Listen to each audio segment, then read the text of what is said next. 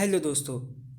आज हम UK PSC AE civil engineering में जो आपके प्रीवियस ईयर में एग्ज़ाम हुए हैं उस क्वेश्चन पेपर का पार्ट 3 डिस्कस करेंगे।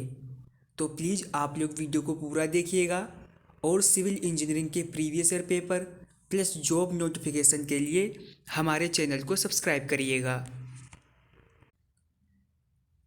तो हम वीडियो शुरू करते हैं।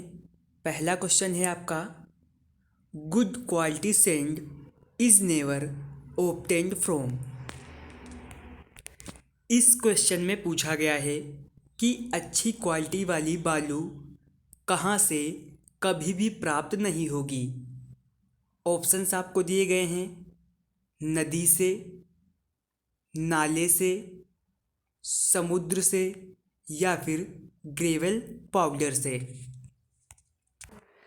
अच्छी क्वालिटी का सैंड कभी भी आपको समुद्र से प्राप्त नहीं होगा क्योंकि उस सैंड में नमक की मात्रा ज़्यादा होती है। ऑप्शन सी आपका सही रहेगा। क्वेश्चन नंबर 2 है, lime concrete is prepared by using aggregate and dash as binding material. यहाँ पर पूछा गया है लाइम कंक्रीट में कौन सी चीज़ को एग्रीगेट के साथ एज ए बाइंडिंग मटेरियल के रूप में यूज किया जाता है।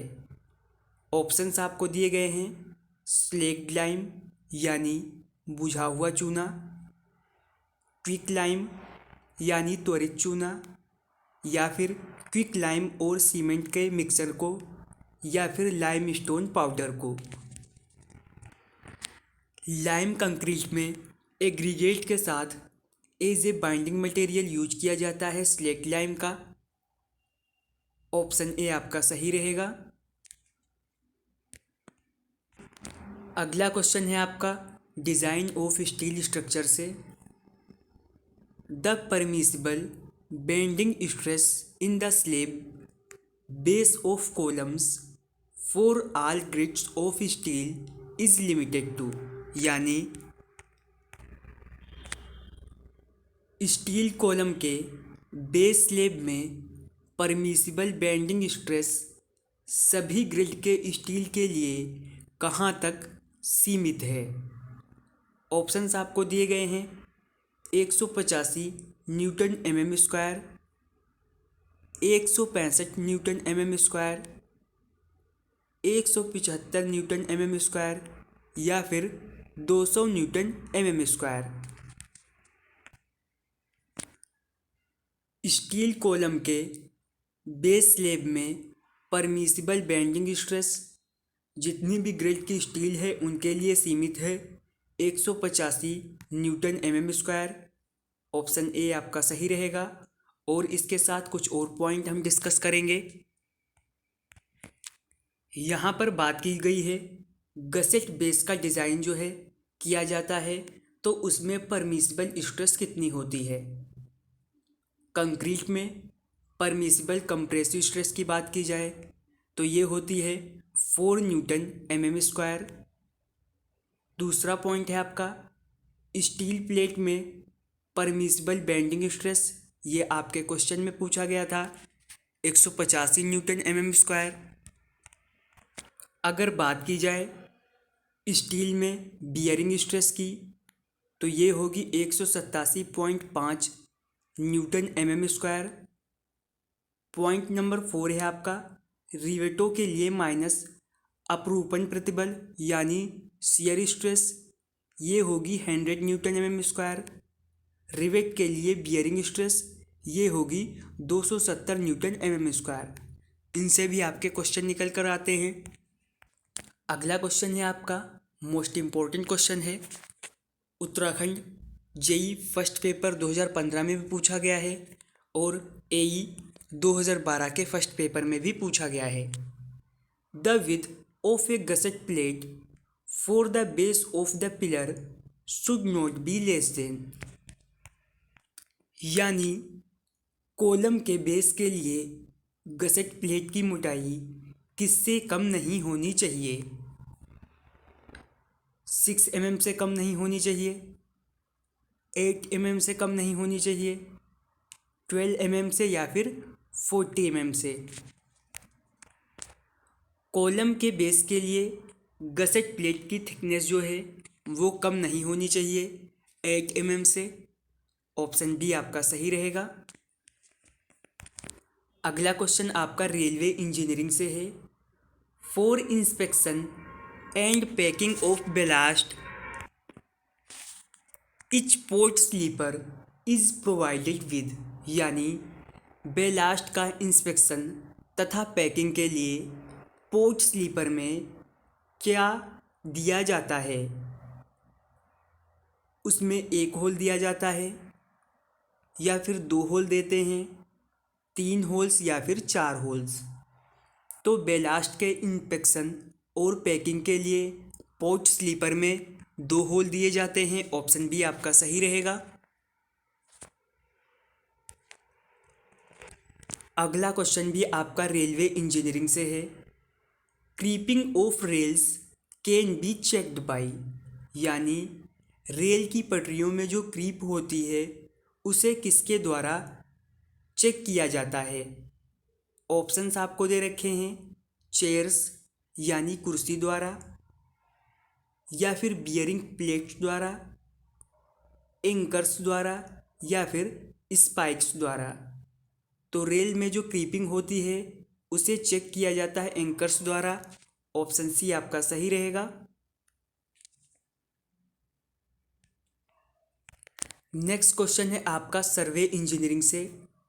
Hydrographic survey deals with the mapping of, यानी हाइड्रोग्राफिक सर्वे जो है वो किस मैपिंग से संबंधित है।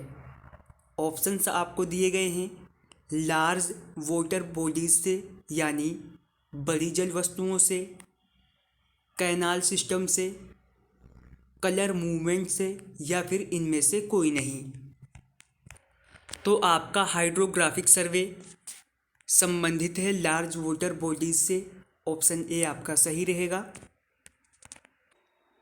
अगला क्वेश्चन भी आपका सर्वे से है। In plane table survey the operation which must be carried out is, यानी प्लेन टेबल सर्वे में आवश्यक किए जाने वाला ऑपरेशन कौन सा है। ऑप्शंस दे रखे हैं, resection method, orientation method, intersection method, या फिर रेडिएशन मेथड। तो आपके प्लेन टेबल सर्वे में आवश्यक किए जाने वाला ऑपरेशन है ओरिएंटेशन मेथड। ऑप्शन बी आपका सही रहेगा। अगला क्वेश्चन है, the expected out turn for earthwork in excavation in ordinary soil पर लेबर पर डे इज, यानी नॉर्मली डेली एक मजदूर साधारणतः अगर सॉइल की एक्सकवेशन हो रही है तो वो कितना कार्य कर सकता है। ऑप्शंस आपको दिए गए हैं, 3 cubic metre, 2 cubic metre, 4 cubic metre, या फिर 1 क्यूबिक मीटर। यहाँ पर हम कुछ पॉइंट और डिस्कस करेंगे। नींव खुदाई यानी फाउंडेशन एक्सकवेशन हो रहा है तो सामान्य सॉइल वर्क के लिए एक मजदूर 3 मीटर क्यूब तक खुदाई कर सकता है। अगर कुछ ज़मीन कठोर है तो सॉइल की एक्सकवेशन जो है वो होगी प्रति मजदूर 2.70 मीटर क्यूब। अगर सॉइल ज़्यादा ही हार्ड है तो उसकी एक्सकवेशन होगी 1 मीटर क्यूब प्रति मजदूर। पॉइंट नंबर 4 है, अगर 30 मीटर तक टोकरी में भरकर सॉइल की ढुलाई तथा निपटान करना है तो एक मजदूर 4 मीटर क्यूब तक के काम कर सकता है। लास्ट पॉइंट है आपका, कुर्सी में अगर बालू भराई जाती है तो एक मजदूर 4 मीटर क्यूब तक काम कर सकता है। ये सारे पॉइंट भी आपको याद रखने होंगे। नेक्स्ट क्वेश्चन है, the vertical member used in a door frame is called, यानी दरवाजे की चौखट में जो वर्टिकल मेंबर होता है उसे क्या कहते हैं? पोस्ट कहते हैं, सिल कहते हैं, रेल कहते हैं या फिर ब्रेसिंग कहते हैं? तो इसे कहते हैं पोस्ट। ऑप्शन ए आपका सही रहेगा। नेक्स्ट क्वेश्चन है, H piles is a type of one of the following pile, यानी एच पाइलें जो होती हैं वो नीचे दिए गए ऑप्शन में से किसी एक तरह की पाइल होती हैं। ये कंक्रीट पाइल्स होती हैं, टिम्बर पाइल्स होती हैं, स्टील पाइल्स होती हैं या फिर कंपोजिट पाइल्स होती हैं। तो आपकी जो एच पाइल होती हैं वो होती हैं स्टील पाइल्स। ऑप्शन सी आपका सही रहेगा। नेक्स्ट क्वेश्चन है, the minimum and maximum percentage of reinforcement in RCC columns should be respectively, यानी आरसीसी कॉलम में रेनफोर्समेंट की न्यूनतम और अधिकतम मात्रा कितनी होती है?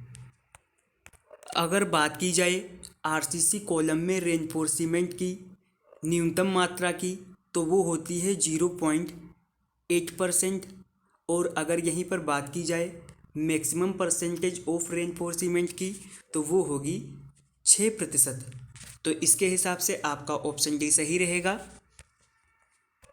अगला क्वेश्चन है आपका हाइड्रोलिक इंजीनियरिंग से, in a centrifugal pump the liquid enters the pump, यानी सेंट्रीफ्यूगल पंप में लिक्विड प्रवेश करता है एट द सेंटर यानी केंद्र पर, एट द टॉप यानी टॉप पर, या फिर साइड से या फिर बॉटम से।